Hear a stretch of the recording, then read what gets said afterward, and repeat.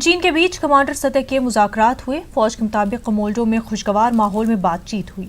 बातचीत में मशरक़ी लद्दाख में मुतनाज़ा इलाके में हटने का बाहमी फैसला लिया गया है। 10 घंटों तक दोनों ममालिक के फौजी अफसरान की बातचीत चली। दोनों ममालिक की अफवाज ने लद्दाख से हटने के उमूर पर बातचीत के साथ ये भी तय पाया दोनों ममालिक मुज़ाकरात के अमल को आगे ले जाएंगे। वहीं चीन के वज़ीर ख़ारजा ने कहा कि दोनों मुल्क ने मसले पर वाज़े और गहराई से बातचीत की। वांग यी ने यह भी बताया कि दोनों ममालिक ने इस बात पर इत्तेफाक जाहिर किया है कि मामले को ख़त्म करने के लिए ज़रूरी इक़दाम उठाने चाहिए। वहीं आज हिंदुस्तानी फौजी सरबराह MM नरवाने लद्दाख पहुंचे। 2 रोज़ा दौरे के दौरान फौजी सरबराह ज़मीनी सूरत हाल का जायजा लेंगे। नरवाने ने आज मिलिट्री अस्पताल लेह का दौरा किया। अस्पताल में दाखिल फौजियों से आर्मी चीफ ने मुलाकात की। वहीं आर्मी चीफ ने आज फॉरवर्ड पोस्टर्स का भी दौरा किया और फौजियों से मुलाकात भी की।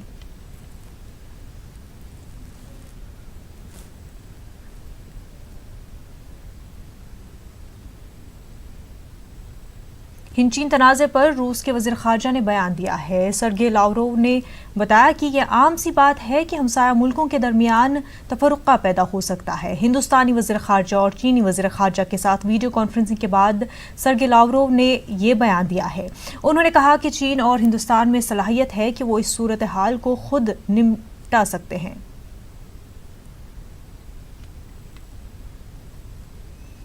जम्मू कश्मीर बीजेपी ने आज जनसंवाद रैली का इनेकाद किया। भारतीय जनसंघ के बानी श्यामा प्रसाद मुखर्जी की बरसी के मौके पर प्रोग्राम मुनक्किद किया गया। मरकजी वजीर पेट्रोलियम धर्मेंद्र प्रधान और मरकजी वजीर डॉक्टर जितेंद्र सिंह ने पार्टी वर्करों को वीडियो कॉन्फ्रेंसिंग के जरिए खिताब किया। दोनों लीडरान ने मोदी सरकार की कामयाबियों को उजागर किया। पेश जम्मू से समीर भट्ट की रिपोर्ट।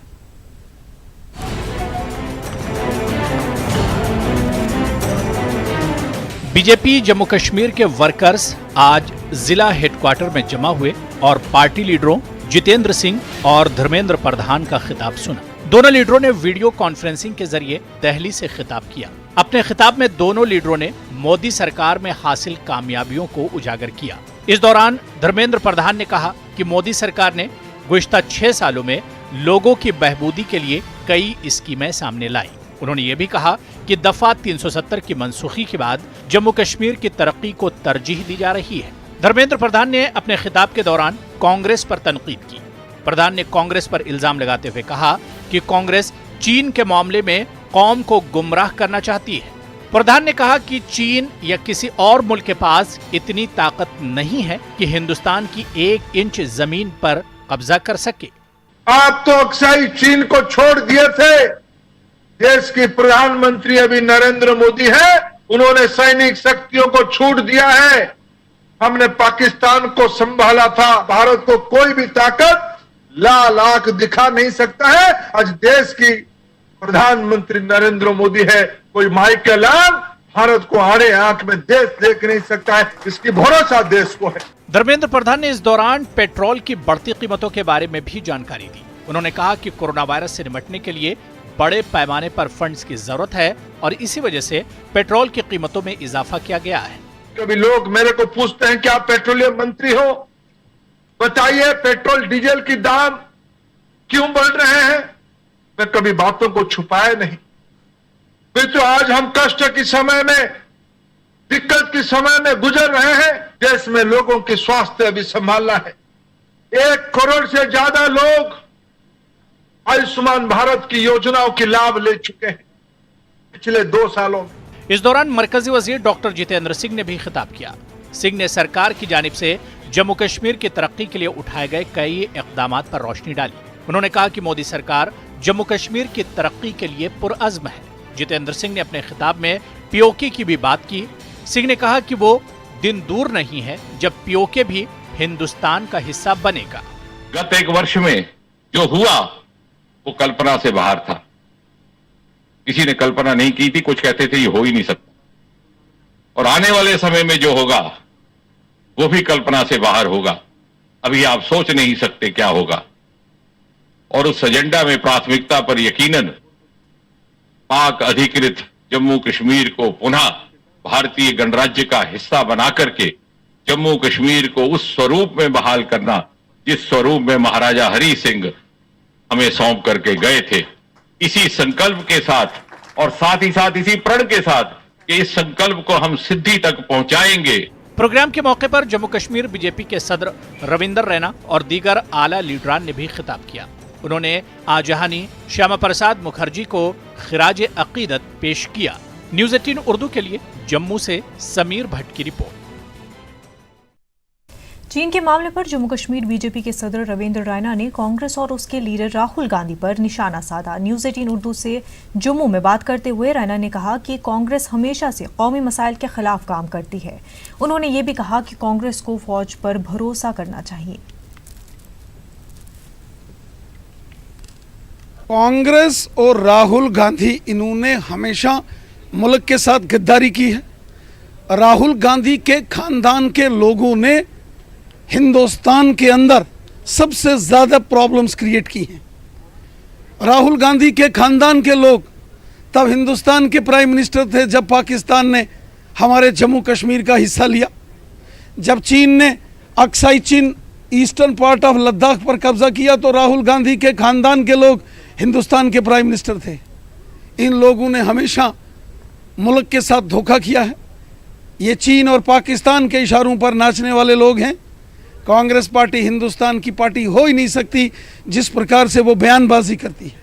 इनके खून में गद्दारी है, दगा, धोखा, झूठ, फरेब, फराड और मक्कार, यह कांग्रेसियों की पहचान है। हम ना आंख झुका के बात करेंगे, ना आंख छुपा के बात करेंगे। हम आंख से आंख मिला के बात करेंगे। हमारे मुल्क में नरेंद्र मोदी साहब की सरकार है। चीन किसी गलतफहमी में होगा।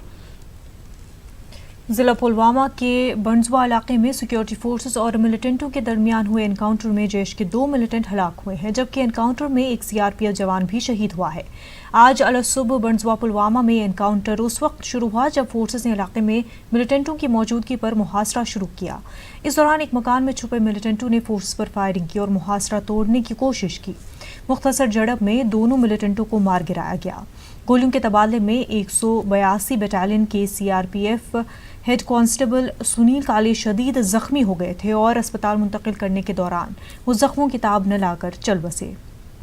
हलाकशुदा मिलिटेंटों की शिनाख्त जिला शोपियां के मोड़ू चेत्रा गांव के उवैस अहमद और रामनगरी शोपियां के एजाज अहमद के तौर पर हुई है। उवैस गुज़िश्ता 2 सालों से सरगर्म था, जबकि एजाज ने हाल ही में मिलिटेंट सफ़ों में शमूलियत इख्तियार की थी। पुलवामा में मीडिया से बात करते हुए डीजीपी ने कहा कि गुज़िश्ता कुछ माह के दौरान जम्मू कश्मीर में मिलिटेंटों के खिलाफ बड़ी कामयाबियां हासिल हुई हैं। दोनों जैश-ए मोहम्मद के साथ जुड़े हुए थे और दोनों की तरफ से 2 AK-47 राइफल और बाकी इनक्रिमिनेटिंग मटेरियल जो वहाँ से बरामद हुआ है। इस ऑपरेशन में हमारा एक सीआरपी का हवलदार काले सुनील शहीद हुआ। हम सब उसको श्रद्धांजलि पेश करते हैं। ये ऑपरेशन अदरवाइज़ बहुत अच्छे से साफ़ सुथरा हुआ। किसी तरह का कोई कोलेटरल डैमेज, आसपास घरों का किसी चीज़ का कोई नुकसान नहीं हुआ है। जो उसको छोड़ करके जितना कि गोलीबारी के दौरान होता है उसके अलावा कोई नुकसान नहीं हुआ है। ये बड़ी काबिल सुकून बात है कि ये साउथ कश्मीर का एरिया जो पिछले कुछ सालों में आतंक का गढ़ बन गया था और पाकिस्तान के इशारे पे काम कर रही एजेंसियों ने आतंक का अड्डा इसको बनाने के लिए कोई कसर नहीं छोड़ी थी। आज फिर से ये इलाका धीरे धीरे करके आतंक मुक्त होने की तरफ बढ़ रहा है। डीजीपी दिलबाग सिंह ने कहा कि एचएम कमांडर रियाज नायको के कश्मीर में सैकड़ों नौजवानों को मिलिटेंसी की तरफ रागिब किया था, ताहम उसकी हलाकत से काफ़ी हद तक मिलिटेंट भर्ती का खात्मा हुआ है। डीजीपी ने मजीद कहा कि मिलिटेंट तंजीमें इस वक्त बगैर कमांडर ही कश्मीर में सरगर्म है और अगर कोई है भी अपनी जान बचाए बैठा है। डीजीपी ने मीडिया की वसातत से एक बार फिर मकामी मिलिटेंटों से अपील की है कि वो तशद्दुद का रास्ता तर्क करके अमन की राह की तरफ आएं। उन्होंने कहा कि उनकी कोशिशें यही रहती है कि इनकाउंटर में माल जान की हिफाजत के साथ साथ मकामी मिलिटेंट को हथियार डालने की पेशकश की जाती है। रियाज नैकू के इशारों पर शायद सैकड़ों बच्चे आतंकी बने होंगे। सैकड़ों जानों को बर्बाद करने के लिए वो जिम्मेवार था, अपनी जान को बर्बाद करने से पहले। आज भी उसी के चलाए हुए जो जहाँ पर रुझान है उनका असर अभी भी देखने को मिलता है। काफ़ी हद तक उसके मरने के बाद अगर आप मीडिया वाले इस बात को पहचानते हों तो रिक्रूटमेंट बंद हो गई है। आज देखिए नौजवान बच्चे मिलिटेंसी की तरफ नहीं जा रहे हैं, जो जा चुके हैं उनको भी हम वापस बुलाने की कोशिश कर रहे हैं कि वो वापस लौटें। क्योंकि रियाज नैकू ने क्या हासिल किया, जुनैद सराई ने क्या हासिल किया, बुरहान कोका ने क्या हासिल किया, सब के सब एक एक करके मारे गए। बंदूक उठाएगा कोई, तशद्दुद का रास्ता चुनेगा कोई, तशद्दुद हर किसी को खाता है, ख़त्म करता है, डिस्ट्रॉय करता है, तबाह करता है, बचने नहीं देता है। उसको भी जो तशद्दुद का सामान लेके घूमता है, जो दूसरों के ऊपर कहर ढाता है, जो दूसरों की जानें लेता है, उसकी जान भी उसी रास्ते से जाती है। तो मैं इसीलिए कहना चाहता हूँ कि अब वक्त बदलाव का है। इनके लीडर ख़त्म हो गए हैं, लीडरलेस हो गए हैं, और अगर कोई लीडर है भी दाएं बाएं तो छुप छुप के अपनी ज़िंदगी चला रहा है। क्या ज़रूरत है इस माहौल में ज़िंदा रहने की? अमन का रास्ता चुनें और खुलेआम का अपनी ज़िंदगी बरकरार। इस मौके पर डीजीपी ने कहा कि पाकिस्तान मिलिटेंट तंजीमों को दोबारा मुतहरिक करने के लिए टीआरएफ जैसे धोखे का सहारा ले रहा है। पाकिस्तान की जानिब से सोशल मीडिया के जरिए टीआरएफ को चलाया जा रहा है और यहाँ पर काम कर रहे मिलिटेंट तंजीमों से दहशतगर्दाना सरगर्मियाँ अंजाम दी जा रही हैं। डीजीपी ने यह भी बताया कि मिलिटेंट सिक्योरिटी फोर्सेस पर बड़ा हमला करने की ताक में है। उन्होंने ये भी बताया कि डीजीपी ने कहा कि Jaish Mohammad militant MO4 rifle का इस्तेमाल कर रहे हैं। पाकिस्तान ने एक छलावा तैयार किया जिसको TRF कहते हैं, टेरर रिवाइवल फ्रंट, कि फिर से टेरर को कश्मीर के नाम से जिंदा किया जाए। उस छलावे के अंदर ये सब बदनाम आउटफिट जो हैं, लश्कर तौबा, जैश मोहम्मद, हिजबुल मुजाहिदीन, उन सबको इसके बीच में घुसाया गया। नाम TRF मगर काम इन लोगों का, किसी की जान लें तो लश्कर, किसी को मारें तो हिजबुल मुजाहिदीन, किसी का घर उजाड़ें तो जैश मोहम्मद, मगर नाम लेने के लिए TRF कहाँ से चलती पता है? पाकिस्तान के कराची से चलती है। अपने आप को दिखाते हैं कि जहाँ का मिलिटेंट आउटफिट है, मगर ये एक सोशल मीडिया एंटिटी है जो पाकिस्तान के कराची शहर से पाकिस्तान की एजेंसियाँ चलाती हैं। तो मैं कहता हूँ कि अभी भी जो नुकसान HM को पहुँचा, उसके साथ साथ जैश के भी 20 से ज़्यादा लोग मारे गए, लश्कर के भी 20-25 लोग अभी तक मारे गए हैं, इसके तो 60 के करीब लोग HM के अभी तक मारे गए हैं। मगर ये एक हैं, इनका नाम बदलता है, इनकी औकात नहीं बदलती है। अनंतनाग के शेरपुरा इलाके में मिलिटेंटों के छुपे होने की एक मुसद्दिक़ा इतला की बिना पर फौज और पुलिस ने कॉर्डन एंड सर्च ऑपरेशन का आगाज किया। ऑपरेशन के दौरान पूरे इलाके को सील कर दिया गया है, जबकि घर घर तलाशी का आगाज भी किया गया है। शेरपुरा जाने वाले तमाम दाखिली और खारजी रास्तों को भी सील कर दिया गया है। उधर गुज़िश्ता रोज से जारी कपरन वेरीनाग जंगलात में जारी फोर्सेस का मिलिटेंसी मुखालिफ ऑपरेशन इख्तिताम पजीर हुआ है। वाज़ेह है कि गुज़िश्ता चंद माह के दौरान जनूबी कश्मीर में जारी मिलिटेंसी मुखालिफ ऑपरेशंस में शिद्दत लाई गई है, जिसके तहत अब तक कई आला कमांडरों समेत कई मिलिटेंटों को हलाक किया गया है।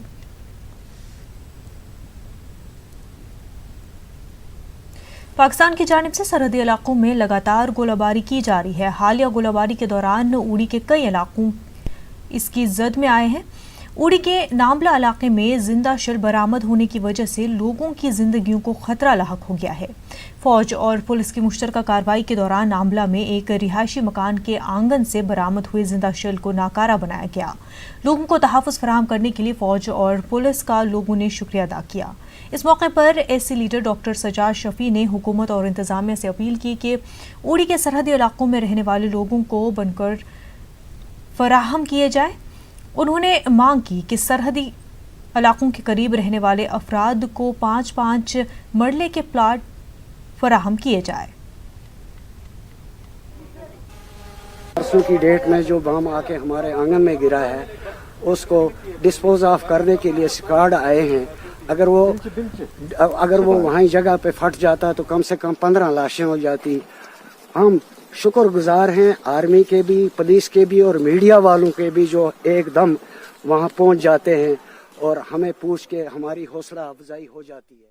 मैं मीडिया की वसादत से गवर्नमेंट इंतज़ामिया को अपील करता हूं कि पिछले कई दिनों से जो क्रॉस बॉर्डर शेलिंग उड़ी की सरजमीन पे हो रही है और जिस शेलिंग की वजह से हमारे वहाँ पे कई मकानात को नुकसान हुआ और एक लेडी भी जो है वो भी इसमें वफात पा गई क्रॉस बॉर्डर शेलिंग से और कई लोग ज़ख्मी हुए पिछले दिनों की शेलिंग में। लेकिन अभी तक गवर्नमेंट इंतज़ामिया की तरफ से कोई भी एक्स ग्रेशिया जो है ना मकानों की तबाही के होने के बाद और ना जो लेडी जो मर गई और जो लोग ज़ख्मी हुए हैं उनको अभी तक कोई भी एक्स ग्रेशिया नहीं दिया गया है। मैं मीडिया के माध्यम से गवर्नमेंट इंतज़ामिया को अपील करता हूँ कि बराए मेहरबानी करके बहुत जल्द उड़ी के लोगों को एक्स ग्रेशिया दिया जाए ताकि वो अपनी एक नॉर्मल ज़िंदगी गुजार सकें। और जिन इलाकों में ज़्यादा शेलिंग होती है ख़ास तौर पे उन लोगों को 5-5 मरले के प्लाट दिए जाएं, गवर्नमेंट ज़मीन वहाँ पे मौजूद है ताकि वो लोग यहाँ पे 1 या 2 कमरे बना सकें और वक्तन फ़वक्तन जब भी इस किस्म की शेलिंग हो तो वहाँ से सुकूनत करके वो कम से कम अपने माल मवेशियों को अपने आप को इस शेलिंग से बचा सकें ताकि लोगों का जानी और माली नुकसान ना हो। एक छोटा सा ब्रेक लेंगे, जल्द होंगे हाजिर।